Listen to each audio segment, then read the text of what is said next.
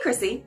On this week's Test the Trend, Brandy and I have been looking at ways of getting out of your head, and in particular, looking at creative pursuits in order to do so. Now, we all know that one of the biggest problems that a lot of us face is overthinking. And psychologist William James said, one of the best ways to counter stress is to be able to choose one thought over another. Now, I know a lot of people struggle with this, and so what I always tell clients is maybe, rather than just tell yourself to calm down when you're stressed, is to do something that gets you out of that little thought bubble. Maybe count the bricks on a wall, or perhaps count the second hands on a clock going around.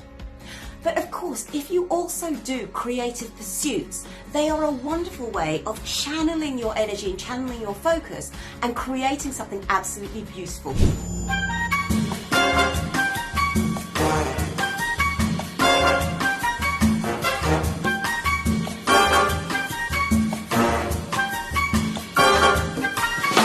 Now, I've had the fantastic opportunity to speak to James Burgess, who is a creature artist. Now, he makes models and sculptures of sci-fi creatures, Daleks, and those have been used on film and TV, as well as in museums and as collectibles. And here is what he has to say. James, thank you. Welcome to the Chrissy B Show. Thank you for having me. Absolute pleasure. Now, how did you get into sculpture? Well, it was a very long story, and I didn't say at day one I wanted to do sculpting, but I found it and I stuck with it. I originally started by making a Dalek with my dad, of all things.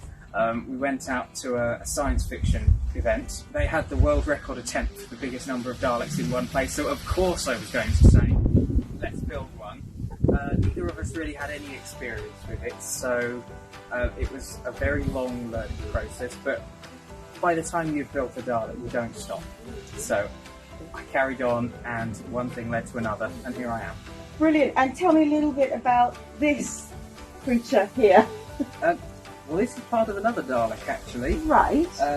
This is a fiberglass section. It's very lightweight and quite wobbly, but once it gets all its pieces added, then it'll be quite solid. And where do these get displayed? Where do you use these?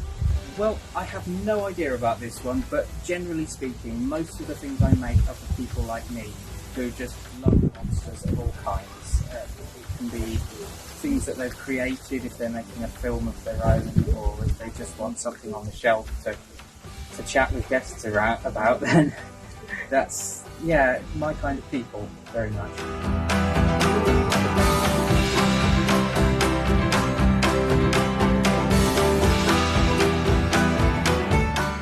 Sylvester McCoy, my favourite Doctor Who. It's a fiberglass cast.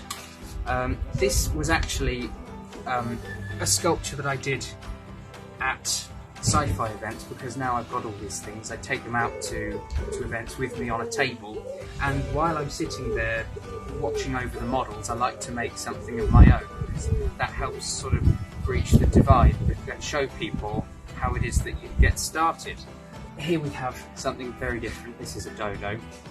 I'm not sure what morning I woke up and said I need a dodo in my life, but this is, I think people love dodos because they're extinct, and there's something about, it's alright making a creature that could have come from outer space or another dimension, but making something that we know was real, and that we can't see one ever again.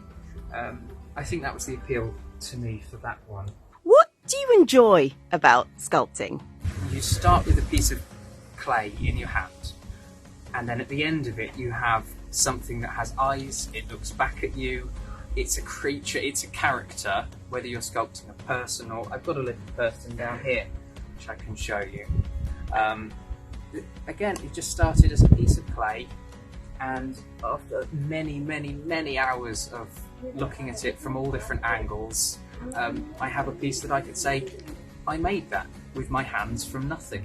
A lot of people say that sculpting, pottery, that kind of crafting is very therapeutic. Why would you say that was? Well, it depends on what kind of thing you're creating. I mean, I know that I don't do pottery, but I know people who do, and they love the fact that you can take you can make a creation and then put it in the kiln and then not quite know how it's going to look when it comes out. It's like this alchemical change happens. To me, there's nothing scarier than not knowing how my piece is going to look, because I've got people banking on it looking a certain way. But I think the artist will make what they need to make, what they need to get out of them. Tell me about the project you're working on at the moment. The project I'm working on at the moment is a puppet theatre project, because unless you've been living under a rock, we all know what's happening.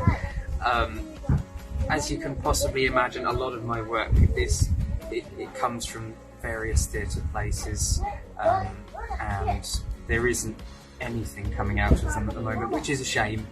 And so it falls on, at least I think it falls on creative people to do their bit, and then by the time we finish up lockdown, we'll say, well, this is what I did. If someone is a complete beginner, how could they give it a go? Start with something simple and enjoy it. Enjoy it enough that you'll do it a second time, and then enjoy that enough that you'll do it a third time. Because the things that I started building were nothing like this lot, but by the time I finished one, I knew that there was further to go with it. And I'm sure with other people making their own art, like the pottery, as we said, they clearly enjoy it enough that they'll make another pot after the first one.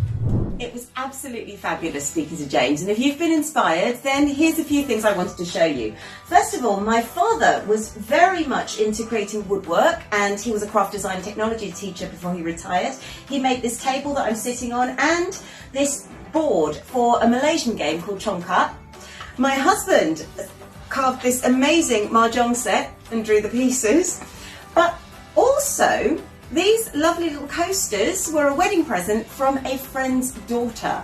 So it doesn't matter what level you choose to start at, it's a great way to get involved in something that gets you out of your head. But even if making, crafting, sculpting isn't for you, consider what I do.